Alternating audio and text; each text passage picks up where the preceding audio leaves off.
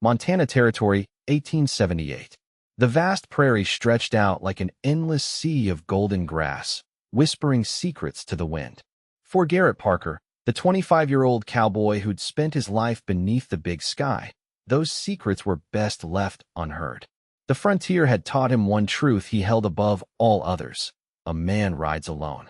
Loving someone meant watching them wither under the harsh prairie sun, or, worse, burying them in its unforgiving soil. A cowboy's life ain't meant for sharing. He often told himself while staring at the campfire's dying embers, his weathered hat pulled low over his eyes that, despite his youth, had seen too much death. The last 5 years since leaving his family's failed homestead had hardened him into the kind of man who measured worth in miles traveled and cattle herded, not in connections formed. Garrett sat tall in the saddle, his lean frame hardened from years of breaking horses and driving cattle. His face, handsome despite the light stubble that had accumulated during the trail drive, rarely broke into a smile these days. Dark blonde hair fell across his forehead when he removed his hat, and his blue eyes held the distant look of someone who decided that attachments were luxuries the frontier didn't permit. Spring had come to the Montana Territory, bringing with it the season's first cattle drive. Garrett had signed on with the Barrett outfit, 50 head of cattle bound for the growing settlement of Whispering Creek. The promise of good pay kept his thoughts practical. He needed enough money to keep moving, to stay ahead of the memories and ahead of settling down. The land was changing. Homesteaders replacing open range, fences cutting across what once had been free, but Garrett remained determined to outrun it all. "Parker," called Jacob Barrett, the trail boss. "Ride ahead and scout the river crossing. Heavy rains might have changed things since last season." Garrett nodded, grateful for the solitude as he urged his buckskin gelding forward. The quiet of the open prairie was preferable to the chatter around camp. Being alone meant being safe, from disappointment, from loss, from the pain that had driven him to this wandering life after watching his family's dreams turn to dust in the drought of '73. His father's last words still haunted him. Should have known better than to plant roots in such cruel soil. The low thunder of water reached Garrett's ears before he spotted the river, running high and fast with spring runoff.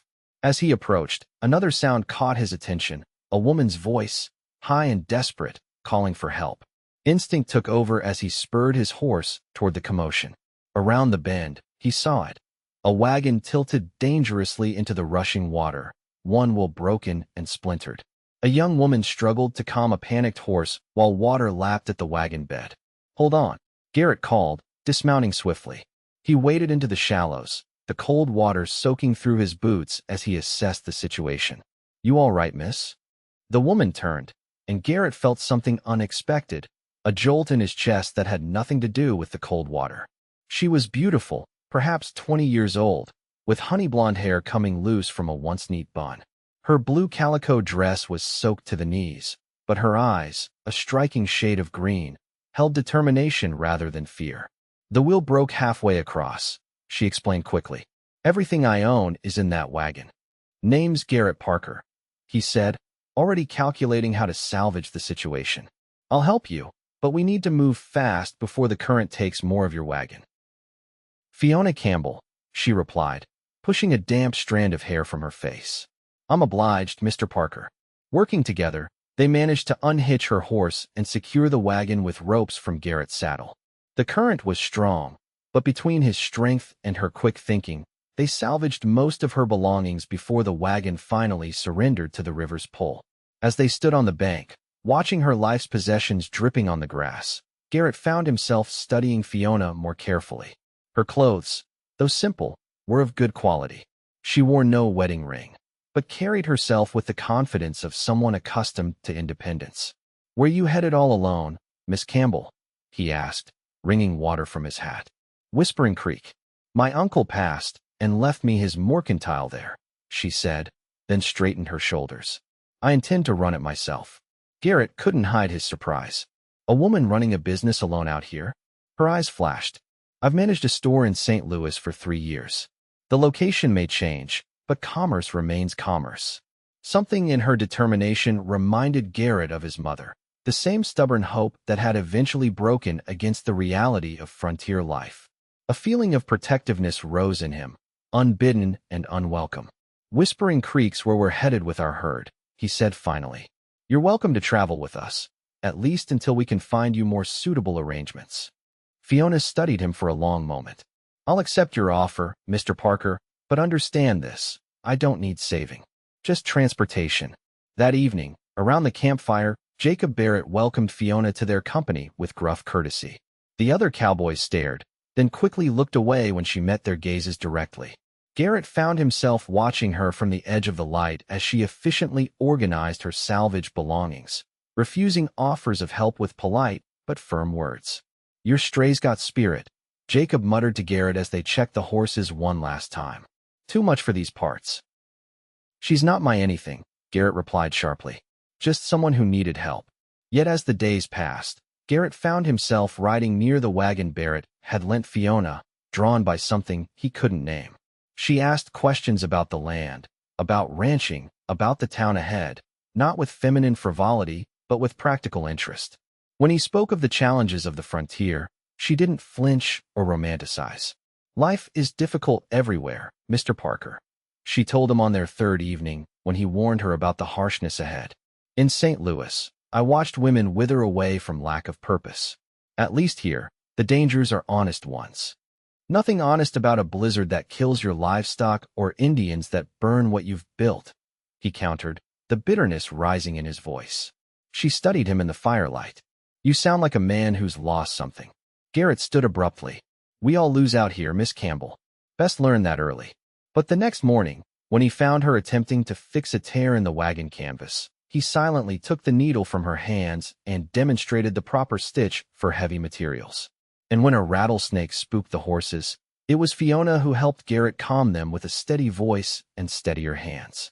The cattle drive crawled across the Montana prairie, each day bringing them closer to Whispering Creek, and each night finding Garrett and Fiona in conversation that grew less guarded as the miles passed. He found himself telling her about the drought that had taken his family's farm, about his younger sister's fever that the frontier doctor couldn't cure. She shared stories of her parents' deaths in a riverboat accident, of building a life alone in St. Louis, of her determination to make something of her uncle's legacy. Sometimes I think the frontier doesn't want us here, Garrett admitted one night, staring into the flames. Like it's just waiting for us to give up. Or perhaps, Fiona suggested softly, it's waiting to see who's worthy of its gifts. 10 days into their journey, disaster struck. A spring storm rolled across the prairie without warning, bringing lightning that scattered the herd. In the chaos that followed, Garrett lost sight of Fiona's wagon. Fear, sharper than he'd felt in years, drove him through the rain-soaked darkness, calling her name against the thunder. He found the wagon overturned in a gully, Fiona pinned beneath. The terror that gripped him as he lifted the wagon frame, as he carried her unconscious form to shelter, as he waited for her to wake. It shattered something inside him, some wall he'd built against caring too deeply. When her eyes finally opened, the relief that flooded through him was so profound that he had to turn away to hide its intensity. You found me, she whispered, her hand reaching for his. Always will, he promised before he could stop himself. As Fiona recovered, something shifted between them. Garrett found himself telling her about the dreams he'd abandoned, of land of his own, of building rather than wandering. She spoke of her fears beneath her confident exterior, of arriving in a strange town where a woman in business might face ridicule or worse. Sometimes I wonder if I'm just running toward Whispering Creek because it's the only place left for me, she confessed as they walked beside a creek where the cattle watered. I've been running away for so long, Garrett replied. I'm not sure I remember what it's like to run toward something. When they finally crested the ridge overlooking Whispering Creek, Garrett felt an unexpected heaviness in his chest. The town sprawled below them, a collection of wooden buildings and muddy streets that represented the end of their journey together. Fiona would step into her new life, and he would continue with the herd to the northern pastures where the Barrett outfit would graze their cattle for summer. The Campbell Mercantile stood on the main street, a solid 2-story building with faded lettering and dusty windows. As Fiona unlocked the door with the key her uncle's lawyer had sent, Garrett watched her face, memorizing the way hope and determination mingled in her expression. It needs work, she said, surveying the cluttered shelves and dusty counter. But I can see its potential. Like everything out here, Garrett agreed, then hesitated.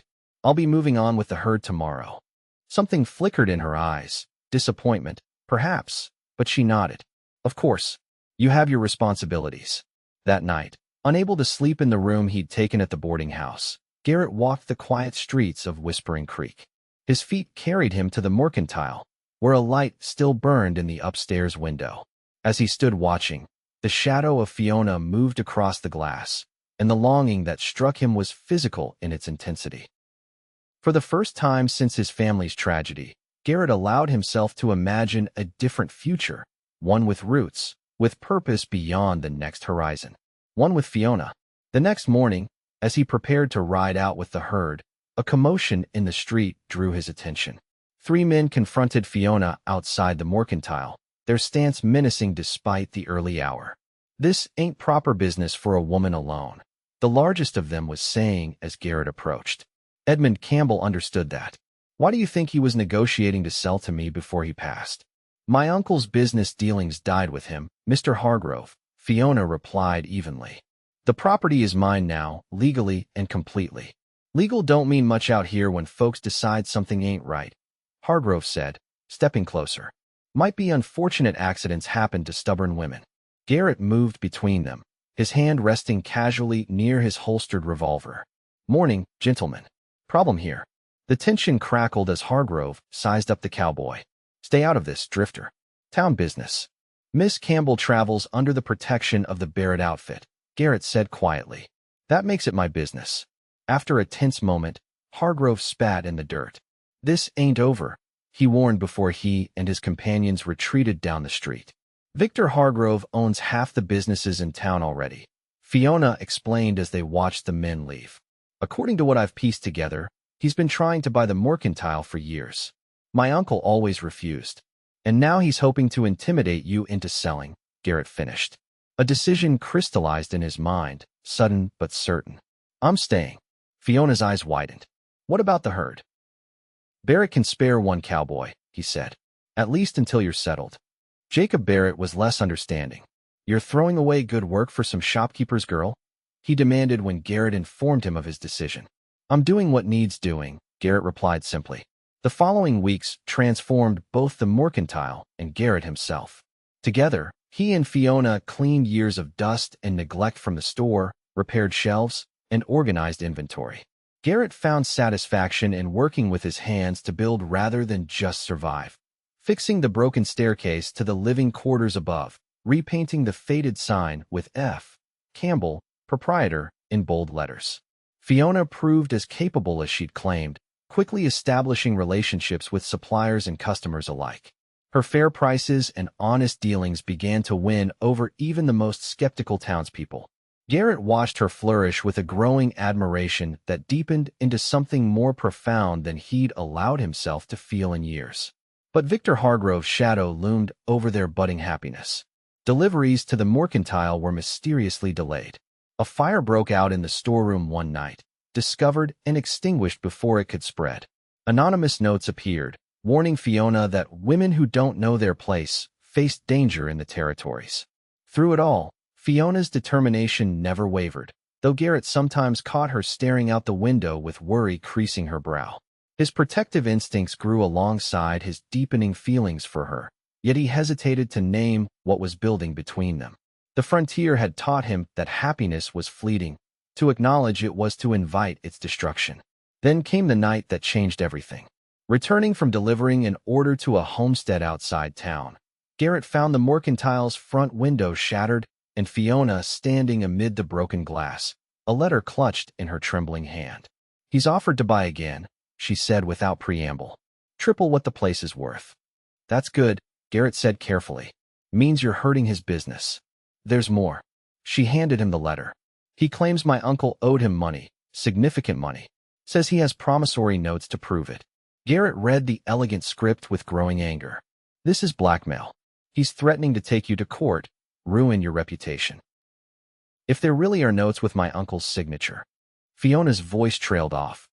"Do you believe your uncle would have borrowed from Hargrove?" "I don't know," she admitted. "I hadn't seen him in years."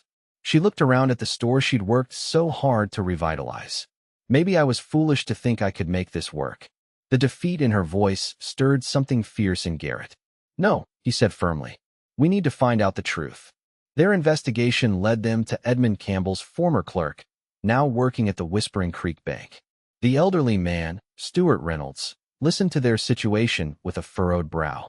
Edmund kept meticulous records, he said finally, including copies of every financial document he ever signed.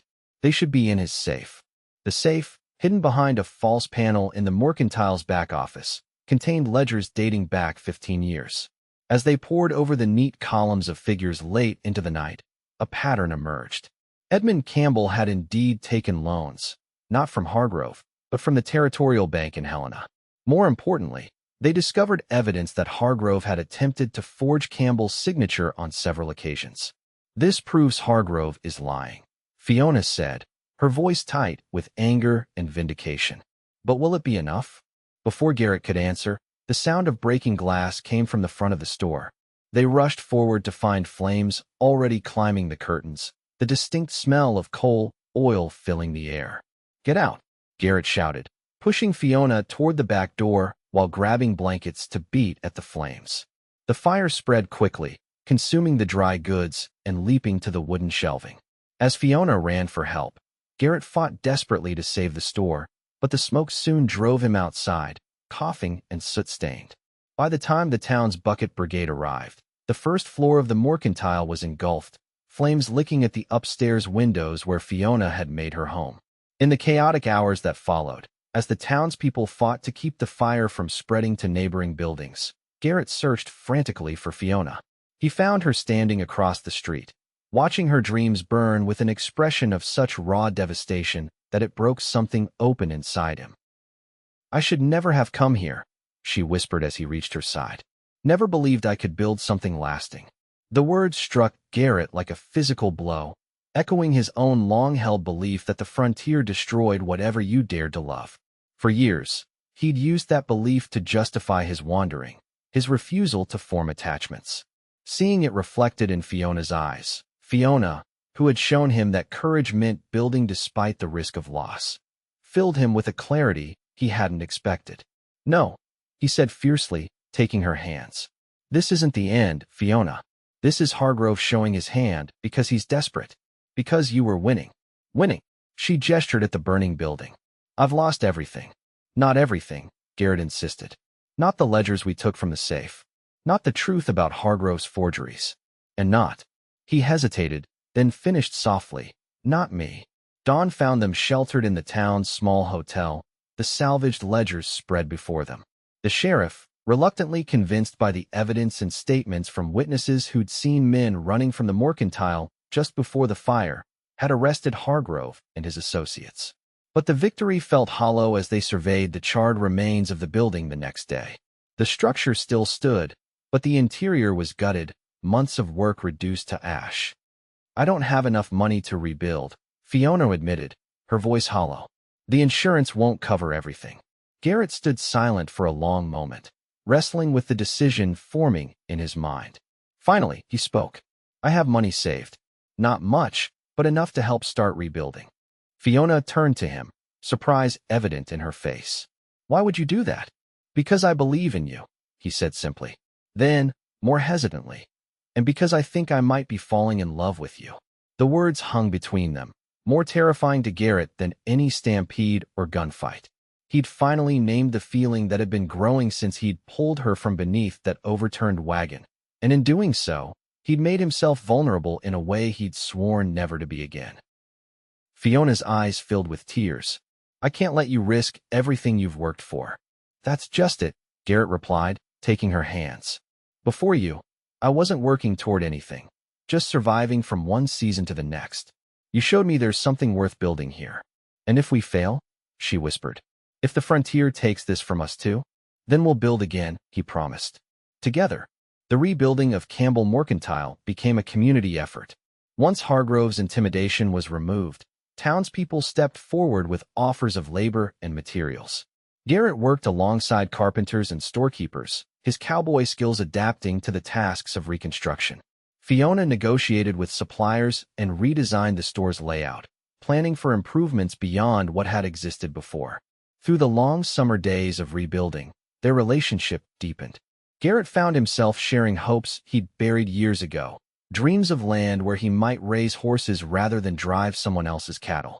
Fiona confessed her fears of ending up alone like her uncle, surrounded by possessions, but no family to share them with. "I used to think the frontier was something to conquer," Garrett told her one evening as they sat on the partially rebuilt porch of the mercantile, watching the sunset paint the distant mountains. "Now I'm starting to see it's something to make peace with." "Perhaps that's true of life itself," Fiona replied, her head resting against his shoulder. As autumn approached, the new Campbell mercantile neared completion. The grand reopening was planned for the town's harvest festival, with Fiona's carefully ordered inventory filling the polished shelves. The night before the reopening, Garrett led Fiona to the store, her eyes covered with a handkerchief. "I have something to show you," he said, guiding her through the door. When he removed the blindfold, Fiona gasped. Above the counter hung a hand-carved wooden sign, "Campbell and Parker Mercantile and Trading Post." "Garrett," she breathed, turning to him with questioning eyes. He took her hands, his heart pounding with a fear more profound than any he'd faced on the open range. "I've spent years believing the frontier was no place for putting down roots, for risking your heart. Then you showed up and proved me wrong with every day you refused to give up." Dropping to one knee, he continued, "I'm asking if you'll build more than a store with me, Fiona. If you'll build a life. Will you marry me?" Tears spilled down Fiona's cheeks as she pulled him to his feet. "Yes," she whispered against his lips. "Yes." The Campbell and Parker Mercantile and Trading Post reopened to great success during the Harvest Festival. But the true celebration came 2 weeks later, when Garrett and Fiona were married in the town's small church. As they spoke their vows before the gathered townspeople who had become friends and allies, Garrett finally understood what had been missing in his years of wandering. The frontier hadn't been his enemy. His own fear had been, the belief that love was too fragile for this harsh land. In Fiona, he'd found not just a partner, but a truth, that love built on shared struggle and mutual respect could weather whatever storms the territory might bring.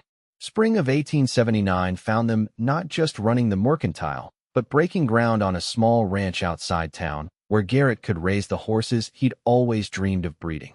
The mercantile thrived under Fiona's careful management, expanding to serve the growing community and the homesteaders pushing ever westward. On a warm evening, as they sat on the porch of their newly built ranch house, watching the sunset gild the prairie grasses, Fiona took Garrett's hand and placed it gently on her stomach. "We'll need to build an addition," she said softly. "For the nursery." Garrett's eyes widened, joy blooming in his chest like prairie flowers after rain. As he gathered his wife into his arms, he marveled at how completely his understanding of the frontier had changed. What he once saw as a harsh land that took everything you loved, he now recognized as a place that tested your courage to love it all. The prairie wind whispered through the tall grass, carrying the promise of tomorrow. For Garrett Parker, who had once believed a cowboy rode alone, the sound was sweeter than any love song. It was the sound of home.